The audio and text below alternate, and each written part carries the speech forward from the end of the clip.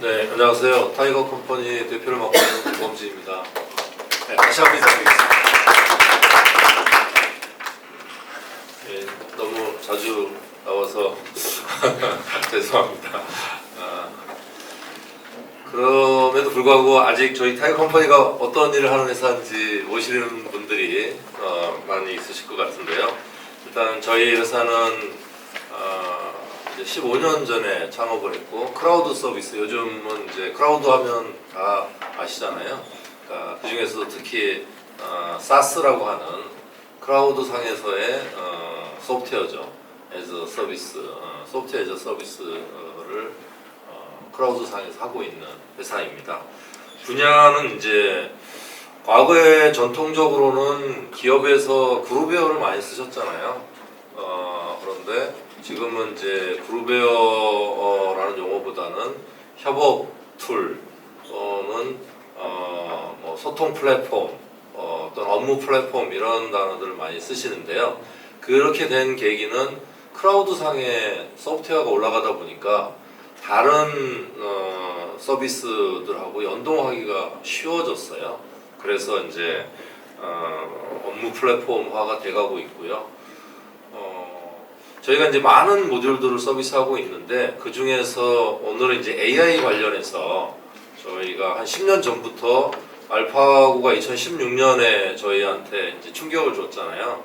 그 전 2015년부터 저희가 딥러닝 관련 R&D 과제들을 계속 해왔는데 최근 한 2년 전에 멘붕이 왔잖아요. 모든 AI 개발 회사들한테 챗GPT가 충격을 주는 바람에. 그래서 2년 전부터 이제 방향을 선회해서 그러면 LLM 모델을 활용하는 방식으로 어떻게 저희 고객들한테 서비스를 통해서 가치를 제공할 거냐, 이렇게 이제 방향을 선회한 내용을 오늘 좀 더 자세하게 말씀드리려고 하고요.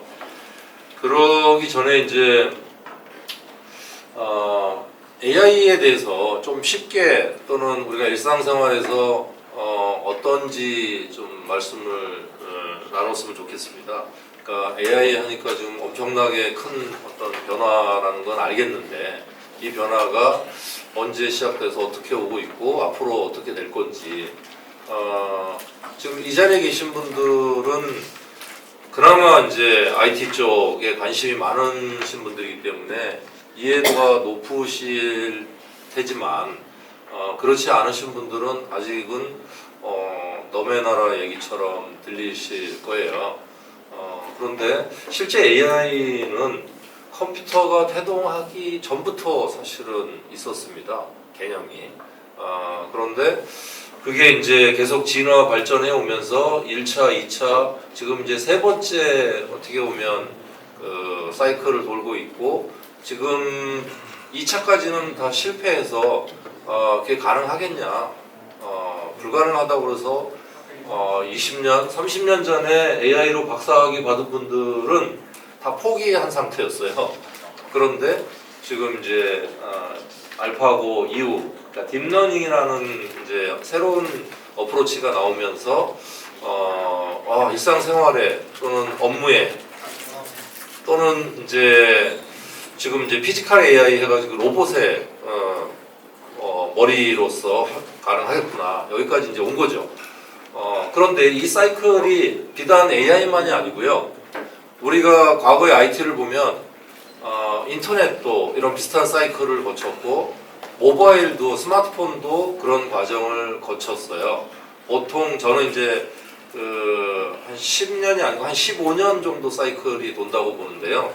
그 사이클은 이제 가트너 그룹에서 만든 하이프 커브라는 게 있잖아요. 이렇게 올라갔다가 실망해가지고 이제 좀 주춤했다가 여기서 사라지는 기술이 있고, 이게 이제 다시 각광받는 기술들이 있는데, 여러분들 한번 인터넷을 한번 생각해 보시면 국내 인터넷이 언제부터 쓰였을까요?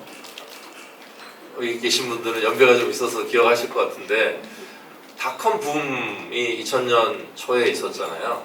닷컴 붐이 사실 인터넷 때문에 생긴 붐이었잖아요. 네.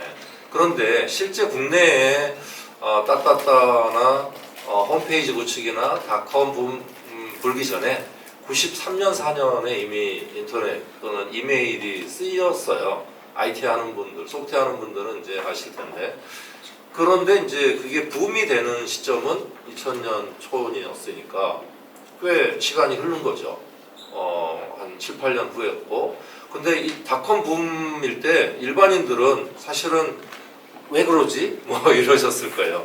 실제 일상생활에서 우리가 인터넷이 없이 살게 된 시점은 아마 그 후로부터도 한 4, 5년 후였을 겁니다. 그래서 일반 가정에 계시는 주부들까지도 이제 인터넷을 접하고 쉽게 쓰는 시점은 2005년, 6년 그 정도 됐을 때 이제 많은 전 국민이 쓴다고 봐야죠. 모바일 같은 경우에도 저희가 스마트폰이 언제 처음에 국내에 들어왔을까요?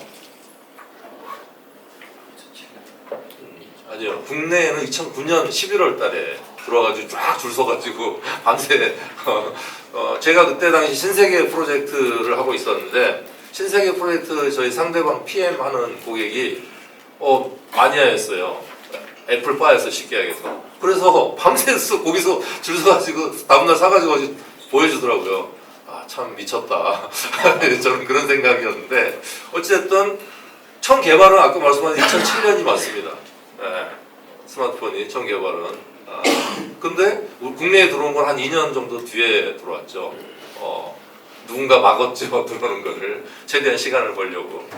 어찌됐든 2009년에서 10년부터 11년 사이에 여러분들 잘 아시피 카카오톡, 뭐 트위터, 페이스북, SNS를 엄청나게 일반인들이 확산되면서 이제 스마트폰이 없이는 안 되는 세상이 됐고 그것도 한 5, 6년 지나서 그렇게 된 거잖아요. 그래서 결과적으로만 최소한 10년 정도 지나서 검증이 되더라.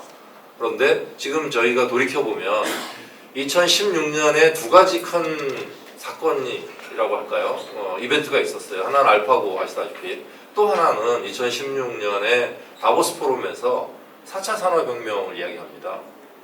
기억나시죠? 그때 이제 왜 4차 산업혁명이 왔다고 하냐면 그때 다들 믿지 않았어요. 그런데 이거는 그냥 세일즈를 하기 위한 쉽게 이야기하면 키워드 영업이고 이렇게 이제 글로벌 측면에서는 그렇게 이제 주도하려고 하는 거다 이슈를 그랬었는데 지금 이제 돌이켜 보면 벌써 한 10년 가까이 됐잖아요. 2016년 기준으로 보면. 그런데 AI가 나오면서 그게 가능해진 거죠.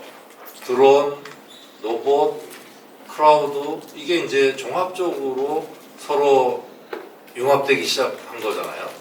그런데 거기에 활용 점정이 된 게 AI라고 말씀드릴 수 있을 것 같아요. 기반 기술로 보면 크라우드 기술이 있었기 때문에 거기에 빅데이터가 쌓였고 그 빅데이터를 학습한 놈이 지금 이야기하는 생성형 AI가 된 거죠. 그런데 이게 만들어 놓고 봤더니 검색만 잘하는 게 아니고 문서만 잘 만드는 게 아니고 얘가 이미지 능력도 있고 음악도 만들 능력이 있고 그렇죠? 소리를 잘 듣고 음성도 잘 알아들어. 그러니까 얘가 홈 오토메이션에도 들어가고 자동차에 들어가고 로봇에 들어가고 드론에서 들어가고 모든 하드웨어하고 접목했을 때 활용도가 기하급수적으로 높아질 수 있다는 것을 이제 다 이해하게 된 거죠. 그래서 앞으로 5년 이내에는 우리가 스마트폰 쓰듯이 인터넷 쓰듯이 AI가 없는 세상에서 살기가 어려워질 거다라고 말씀드릴 수 있을 것 같아요. 그래서 지금 아직 잘 안 쓰시는 분들이 더 많으시겠지만 1년 내에 나도 모르게 쓰고 있을 거다 이런 말씀을 드리고 싶습니다. 앞단에 다 아시는 내용들이니까 넘어가고요. 이제 기업으로 보면 저희는 이제 고객에게 어떤 밸류를 제공할 거냐 이런 측면에서 보면 제가 작년까지만 해도 저희 직원들을 조사했을 때 한 50% 정도가 젊은 친구 위주로 챗GPT를 쓰더라고요. 클로드나. 그런데 올해 이제 들어와서 봤더니 안 쓰는 직원이 없어요. 다 써요. 전 직원이.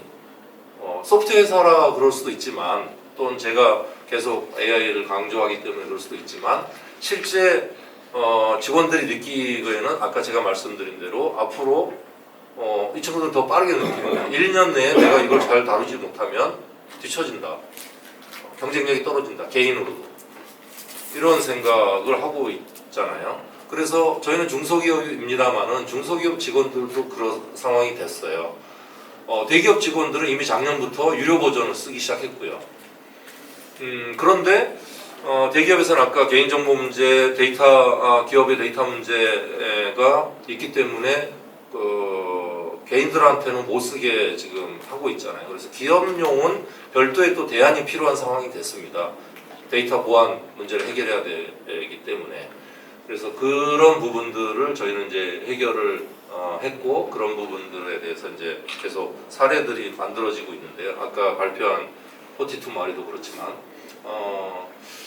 근데 이제 단적으로 이런 이야기를 드릴 수가 있어요. 저희 직원들한테 제가 주는 메시지는 이겁니다. 자, 중소기업이니까 인원이 많지 않겠죠. 저희 대략 한 50여 명 되는데, 근데 각 팀별로 보면은 특히 이제 스텝 조직들, 인사, 재무, 기획 이런 친구들 보면 소수 한두 명씩이잖아요. 그마저도 한두 명씩 있으면 다행이고, 없는 회사들은 인사, 총무, 재무를 한 사람이 다 하죠, 관리를. 사장하고.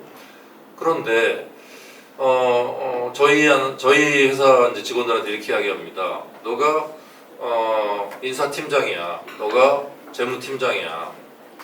그런데 팀원을 AI 팀원을 두면은 너는 팀장 역할을 할 수 있잖니. AI 팀원을 어떻게 둘 건지 대안을 올해 안에 만들어 보세요. 이걸 제가 제시한 거는. 그런데 실제 개발 조직에서는 여러분들도 아시겠지만 이미 개발 코딩을 AI가 한다는 이야기 많이 들으셨잖아요. 대표적으로 클로드 같은 경우에 이제 모델 중에 하나죠. 클로드 같은 경우에는 자기네들이 내부에서 만든 AI가 지금은 70% 정도가 코딩을 한대요. 근데 오래 지나면 100% 걔네들한테 다 시킨다. 이런 이야기를 하고 있어요. 내부에서 만든 놈을 활용한다. 근데 국내에도 지금 빅테크 기업들은 뭐 30%에서 50% 활용하고 있고요. 저희 회사에서도 좀 개발팀들이 그렇게 이제 활용하고 있거든요.